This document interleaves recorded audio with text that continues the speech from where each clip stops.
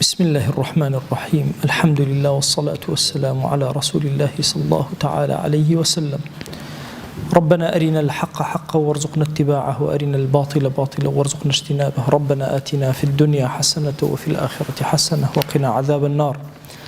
برزان خوشويستانم كتابي نایابی أذكار إمام النووي يكك لكتاب زور قرنجا كان لحياة إنسان مسلمان زور سودي لي ورقري بۆیە فەرموویانە ماڵەکەت بفرۆشە بەس کتێبێکی ئەذکار بکڕەوە با لە ماڵەکەتە هەبێ و لەگەڵ ژیانی تۆیە ببێ. زۆر شتمان لەم کتێبە پیرۆز و نایابە باس کردووە گەیشتنە لاپەڕە 155 لەم کتێبە مبارەکە. ئەمڕۆ ئیمام ئەوێ باسی ئەومانەوە بکە ئیمامی النەووی ئەفەرمێ باب ما يقرأ على المعتوه والملدوغ، ئەو کەسەی کە پێوەی دراوە لە دغ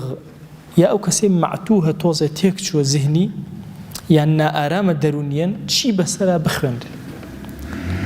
أفرمي الروايات كراوة لصحيح بخاري مسلمة لأبي سعيد خدري ورضا ورحمة خواه لأبي أفرمي هني لها ولاني خوشويس تشريفيان شون بو السفريك شون لحيك كاني عرب لا أندا حيبة معنى هنديك خيوتو أنا هلا أدري ودوار هلا أدري عرب الله ليك الدوار كان لنزيك أو أنا ولا يندا ودوان ليكردن فاستضافوهم كبيان كان الضيف خويا طلبي ضيفيان كر فأبوا أن يضيفوه كان والله من أتوانين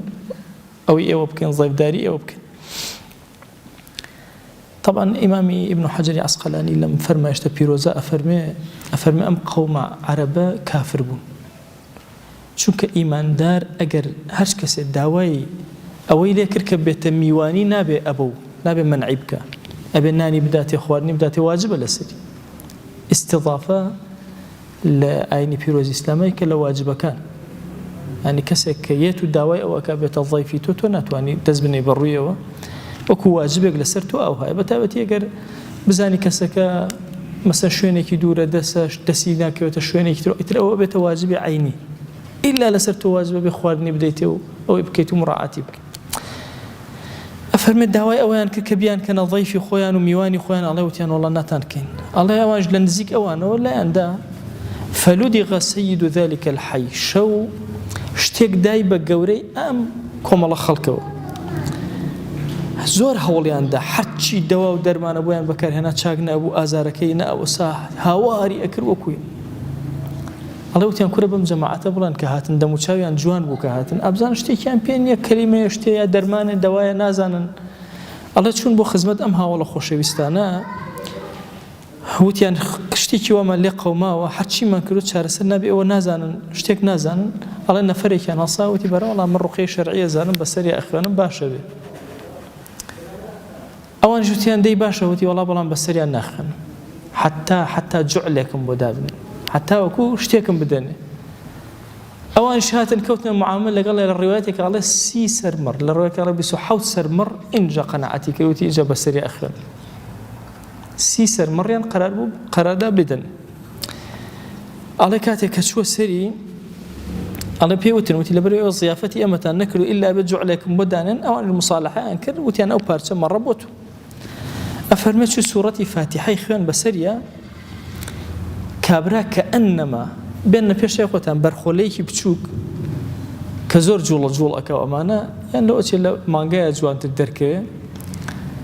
کاتێک کە پەتەکەی بەرئەی چۆن خۆی هەڵەبەزێنێتەوە هابم لە بوو لە ڕەئەکە ئەوانە ئەوە عەرەبی ئەڵێن کە ئەنەما نهض من عقال کە ئەنەما پەتەکەی پچڕە و خۆی بەرەڵا کرد ئەبێت چەند خۆشی بێت و هەڵبەز و دابەزکە وەختی خۆی دۆستێکم هەبوو قەت نەئێژ مناڵەکانی بچێتە دەرەوە ڕۆژێ من چوون بۆ ماڵیان مناڵە لە پەنامەوە چووە دەرەوە لە پشتمەوە تۆزێ هەڵەپەڕی خۆی کردەوە بە ژوورە دوایی پێوەدوتم ئەمە کە ئەدەبا نهض من عقال کە ئەدەبا پەتەکەی پچڕاوەتەوە دەرەوە هەڵەبەزێتەوە ئەڵێ لە خۆشیە ئەڵێ گەورەکە کە ئێشی نەما ئەڵێ هەڵەسایەوە هەڵ ئەبەزیەوە ئەهات و ئەڕۆشت و ئەمانە یەک ئێش و ئازار و عیبی نەما ئەوانیش هاتن ڕێک مەڕەکانیان پێدان جەماعەت وتیان با بەشیکەین لە بینی خۆمانە ئەوانە فەرمووی ئەو کەسی کە ڕوقەی کردبوو فەرمووی وەڵڵاهی کەس دەستی بۆ نابا هەتا ئەگەڕێنەوە خزمەت خۆشەویستمان ئەفەرمێ کە گەڕانەوە خزمەت پێغەمبەری خوا صلی الله عليه و آله وسلم بۆیان باس کرد فەرمووی وما يدريك أنها رقية کورە چۆن زانیت ئەوە ڕوقەی شەرعیە کە خوێندت بەسەریە دوای فەرمووی قەد ئەسەبتم ئیشێ باشتان کردو تەواو أقسموا لبين خوتانا بشيكا واضربوا لي معكم سهما وضحك النبي صلى الله عليه وسلم فرمي بشيكا لبين خوتانا بشكي كيشبو من بين ندسي كربا بيكرين علماء فرمون فرمي أم بشكم وبين بيغمري خواه صلى الله عليه وسلم تنهابوا أبوك بيان بلك لحق رقي شرعية أقرشتي قوريرا دروسة وكيشيني طبعا بابتك اختلافي زور قوري علماء وجمهور علماء يا بابلين اتفاق علماء هي لسر ورقتني أجرة لبرانبر رقية شرعية بلام لبرانبر تعليم قرآن وأنا اختلافية عند العلماء بيان جائزة عند بيان جائز نتا دوائي بلام مسألة رقية شرعي بابتك كهميان متفقا لسري بهو أم فرمايشتي أنا كلخوش بيسوي جراونا توتشان فرمايشتك أما يشي كان لا يكتر فرمي وما يدريك أنها رقية توتشون زاني أو رقية شرعي يعني پیغمبری خوا صلی الله عليه وسلم نيفرمو بو ام آية بخوين بو رقي شرعي ام صحابه خوي دركي بيكردو بو مسألة يتبيشو مسألة تجارب العلماء في القرآن الكريم تجربة الزانان لخدمة قرآن كأي كانت دواء وشفاء مزور كاتبوه مثلا علماء فرميانا كسيبالو كي هي مثلا ويسألونك عن الجبال فقل ينسفها ربي نسفا فيذرها قاعا صفصفا لا ترى فيها عوجا ولا أمتا فرمي أمي بسرها بخيانا بالوك كنا منه فعلا وهاش إخواني نامنه لزاد المعاد ابن القيم أفرمي قال كسي إخواني اللوتي بربو نوسايا وابن تيمية آياتي أنوسيل لأنه تشواني وقيل يا أرض ابلعي ماءك ويا سماء أقلعي وغيظ الماء وقضي الأمر واستوت على الجودي أفرمي إخوانك أوستايا ومن القرآن والسنة نهاتون هيشيان ديان مسائل تلا مسائل رقي شرعية لقرآن والسنة نهاتوا همو دليلك أم كلمة خوشويستا وما يدريك أنها رقية شون الزاني أو رقي شرعية كابو إصابيك فرموش الدعاء لقد أصبتم طاو بيكاوتان كابو قرآن مدرسي كي زور قوري درمان خاني كي زور قوري ممكن توي جنج آياتي كي بيروز زور بخواني تو بونا خوشي كي خود سودي لي ورقري أبيت التجربة لا يتوب كسي كتير الله يوجب بكاري يعني أبيتر بويا مجربات علماء لما سلي رقية شرعية زور قوري وزور قرنجي في أدريبا لكتاب السنة شانها تبي وبابتك زور قوري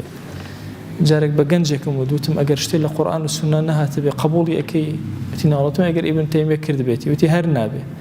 وتندي ابن تيمية أوي كرد آياتي اللي رنسي ابن القيم أفرمي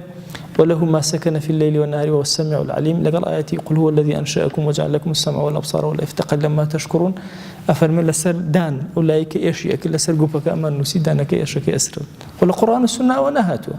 أما بيوتي مجربات العلماء لم فرما يشتبير زوجي وكلا صحيح بخاري مسلمة هي كأفرمي وما يدريك أنها رقية شون تزاني أو الرقية قد أصبتم أو بيكاتا لويا رواية دوام طبعا وكان رواية كتير هنا وإمام دواتر خوتنا توان سيري كان رواية دوام أفرمي بياوك هاتا خزمت بيغمري خواه صلى الله عليه وسلم وتي كورا براكم أزاركي لكوال نابتو ناراحتيكي هي وتوزيكي جوازعي دروني باري دروني طاوني خوش ويسمان فرمي بيني ربوم دان نشان لبردميا شن سورتيكي بيروزي بسر أخوان فاتحة الكتاب شوار آيات لأول سورة بقرة 2 آيات لنا وراسة وإلهكم إله واحد هل سورة بقرة شهد الله أنه لا إله إلا هو كوتاي سورة بقرة 6 آيات لسورة آل عمران لسورة أعراف إن ربكم الله الذي خلق السماوات والأرض لسورة مؤمنون فتعالى الله الملك الحق لسورة الجن آياتك والحال لسورة الصافات آياتي أول 6 آيات أخير سورة حشر قل هو الله أحد ومعوذتين وأواني بسر أخوان أفرمي كسكا هستا وحالي باشو هم آزاري هبو هم لممي هبو لفرماشتك أفرمي لمم جورك لبطاقتي دروني إنسانك ناتواني بيبلين شيت باشا بيالين باري دروني كسكا كمك لاواز بوبو أماني بسر أخوان رواياتك قرشي ضعفي كتيا والله مشتكي منهياتي تياني عرزم كدن كإمام النووي الرأي أو هاي لغير حديثي ضعيف جدا حديث كان يتركاريان بي أكري ويكار بفرماشتك أكري للرواية اشتراهات وخارجة ومن أجرته وخارجة كوري الصلت لمامي وكمامي بريتيلا ابن صحار إيش يقول الصحابة كان بيغمري خواه صلى الله عليه وآله وسلم أفرمي هات ملاي خوشويست هاتم إيمانم هنا قرامة وبولا قومكي خوم ئەڵێ لەو کاتە کە گەڕامەوە پیاوێکی شێتم بینی بەستبوویانەوە بە ئاسن بەستبوویانەوە ئەڵێ خەڵکە کە منیان بینی وتیان وەڵی ئەزانیت کە تۆ چوی ئیمانە هێناوە ئەزانین ئەو پیاوەش کە لای هاتی پیاوی خەیرە ئەرێ شتێکە پێنی ئەم پیاوە مەسەلەن شتێکی بەسەرا بخوێنی ئەڵێ وتم بەرەوەڵا سوورەتی ئادەی فاتیحەم دەست پێ کرد بەسەری خوێن و چاک بوویەوە ئەفەرمێ 100 مەڕیان دامێ هاتمەوە خزمەت خۆشەویست پێم وتم ئەوەیان داومەتێ فەرمووی هەل ئیلا هذا بەس ئەوەت خوێن تەواو ئەرە وەڵا بەس ئەو سوورەتە خوێن چاک بوویەوە فەرمووی هەر ئەوەشیان دایتێ لە ڕوایەتەکە طبعا هەل ئیلا هذا دوو معنای هەیە یعنی بەس ئەوەت خوێن یا بەس ئەمەیان دایتێ 100 مەڕیان دایتێ ئەرە وەڵا فەرمووی خذها ئەوانە وەرگرە بۆ خۆت فلعمري لمن أكل برقية باطل لقد أكلت برقية حق ڕێواتەکە صحیحە خەڵک ئەگەر بە ڕوقەی باطل شتی خواردبێت تۆ بە ڕوقەی حەق شتی خوارد ڕێوایەتێکی تر هەر عینەن ئەم ڕێوایەتە بە ڕێوایەتێکی تر گێڕاوەتەوە ئەوی خارجە کە ئەفەرمێ مامم عیلاقەی کوڕی سوحار کە یەکێک بوو لە هاوڵان هەندێکیش تویان ناوی عەبدوڵڵایە مامی ئەو ئەڵێ چوونە خزمەت پێغەمبەرگیان صلی الله عليه و آله وسلم دوایی گەڕاینەوە بەلای قەومێکە وتیان دەواتان نییە کەسێکی معتوهمان هەیە ینی شێتمان هەیە لێرە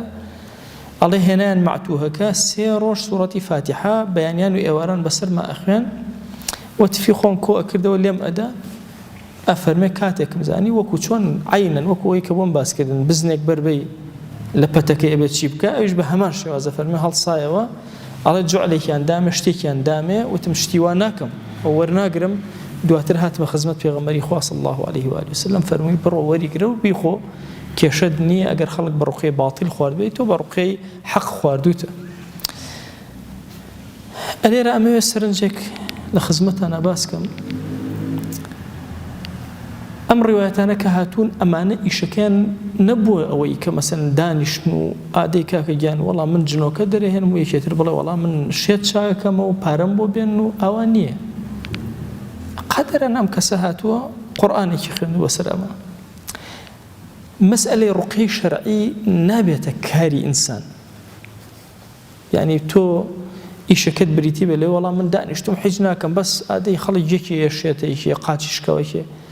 طبعا ئەمە زۆر خەتەرە لە وڵاتی ئێمە بەتایبەتی ئەو وڵاتانەی کە تەخەلوفیان هەیە لە مەسەلەی فەهمی دینیەوە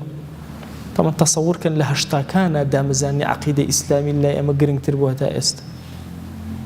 تەسەوورکە ئەمڕۆ ئەوەندە عەقیدەی ئیسلامی لاواز بوو لە دڵی خەڵکە خواەتی کەسێ ببینێ کەلیمەی قورئان بەسەری بخوێنێ بڕواکە هەرچی ما ئەویش ئەم حەدیثانە بینێ وەڵڵا حەڵاڵە کاکە ئەم فەرمایشتانە باسی ئەوە ناکات تۆ بچی قۆڵی عالەم ببڕی دەستکەی بەوەی وەڵا هەرچ کەسا و جارێ بە بیرمە پیاوێکە و هەرچ کەسە هات ئەوی ختمێ بکە بۆ مردووەکەم ناوی ئەنووسی و تەواو ێ ڕۆژی وا 40-50 کەس هات هەر ناوی ئەنووسین ئێجارە فەقەیەکمان لێی پرسی و تێرێ باشە حاجی فڵان باش تۆ چۆن هەموو قورئانە پێخوێن ئێ باشە خۆم برا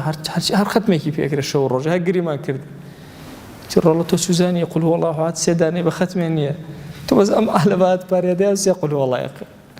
باشە ڕاستە فەرمایشتێکە فەرمێ سێ قل هو الله ختمێکە بەس ئەوە ناکاتەوەی کابرا بێت خۆشیێتوانێت سێ قل هو الله بخوێنێ ئەو عالەمە بخەڵەتێنی پێی ئەمەش بیزەبت ئاوایە ئەم فەرمایشتان ناکاتەوەی بچی قۆڵی عالەم ببڕی دەستکەی بە پارە وەرگرت و پەلکوتان بۆ ئەمە و اینجا بەبێ عیلم بە جەهل هەرچ کەسێکە بینی سەری ئێشەکە وەڵا ئەوە نەجنۆکەی تایە قاچی ئێشەکە ئەرە وەڵا هەرتیایەتی گێژە بێ ئەرە وڵاتیەتی ئەبورێتەوە هەرتیایەتی کۆڕۆنایەتی هەرتیایەتی هەرچی بێ هەرتیایەتی هەر نەخۆشێک بێ ئەوە ناکاتەوە وایە بێ زۆر بە وریایی ماماڵ لەگەڵ ئەو فەرمایشتانی پێغەمبەر بکرێ صلی الله عليه وسلم بەچێن سەر کۆتا فەرموودە ئەگەرچی ضعفێکی تایە بەڵام زۆر مجربە ئەم ئایەتە لای عولەما ابن عباس رضا و رحمتی و ابن مسعود رضا و رحمتی خوای لێ بێ پیاوێکی بینی مبتەلا لە جێیە کەوتووە هیچ ئاگای لە خۆی نەما تەخت کەوتوو ئەکو پەڕۆ ئەفەرمێت خەڵک بە دەوری کۆبوونەوە ئەمانە ئەڵێ ابن مسعود لێوە تێپەڕی چووە پەنای گوێی شتێکی وت کابرا هەڵسایەوە ئەڵێ خەڵکە زۆر عەجایبێن وتی ابن مسعود تۆ چی خوێن چی وت کابرا ئێستا خەری بۆ ئەمرد هەڵسایەوە قوت بوویەوە لێبان فرمووی چوومە پەنای گوێ وتم ئەفەحەسیبتم ئەنەما خەلەقناکم عەبەثە وئەنەکم ئیلەینا لا ترجعون ئەو ئایەتەم بەسەر ئەخوێن یەکسەر چاک ئەفەرمێ تا کۆتایی سوورەتەکە پێغەمبەری خوا صلی الله عليه وآله وسلم فەرمووی ئەگەر پیاوێکتان بینی بە یەقینەوە بيقينەوە ئەم ئاەتە پیرۆزە بخوێنە بەسەر کێوەکە لە بەردەمی هەپرون ئەبێت و لە ئەچێ ئیتر نەخۆشی چی بۆیە عولەما یەک ئیستینباتیان لەمە کردووە کۆتا قسەم لە خزمەتانەوە ئەفەرمون کاتێک کە قورئانت خوێن بەسەر مبتەلایەک نەخۆشێک چۆن قورئانەکە خوێن ئەڵێ بێنە لە پێش چاوی خۆت لەو ئەنزلنا هذا القرآن على جبل لرأيته خاشعا متصدعا من خشية الله ئەو کێوەز لە قورئانی بەسەرا بێتە خوارەوە هەپرون ئەبێ لە خەشیەتی خۆی ئەفەرمون بالضبط ئەمە بەم شێوازەیە کاتێک کە قورئان ئەخوێنی بێنە پێش چاوی خۆت نەخۆشیەکە خۆی گیان ئەم نەخۆشیە بەسیتە ئەم کەلیماتە عەزیمانەی تۆ بەسەری ئەخوێن ئەفەرمون یەکسەر کاریگەری لەسەر دانی نەخۆشیەکە نامن بۆیە ئەمەی کە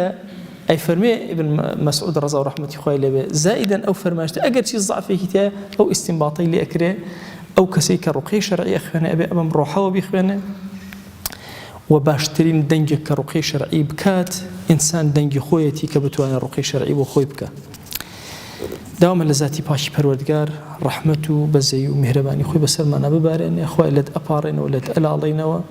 بە ڕەحمەتی خۆت بە بەزەی خۆت بە کەڕەمی خۆت ئەم فەرمایشتە مبارەکانەمان لێ قبوڵ کە ئەم فەرمایشتانە بکەرە نوری ژیانمان بیکەرە نوری مردن و گۆڕمان بیکەرە نوری ئاخرەت و زیندووبوونەوەمان خوای داوات لێ ئەکەین بە ڕەحمەت و کەڕەمی خۆت ئەم دەرسانەمان لێ قبوڵ کە دەرگاکانی خێر بەسەرمانە بکەرەوە وصلى الله على سيدنا محمد وعلى آله وصحبه وسلم تسليما كثيرا أبدا إلى يوم الدين خوای گەورە لە گوناهی منیش و ئەوژ بوورێ خوا لێمان قبوڵ کە و مەوفەق بن یا رب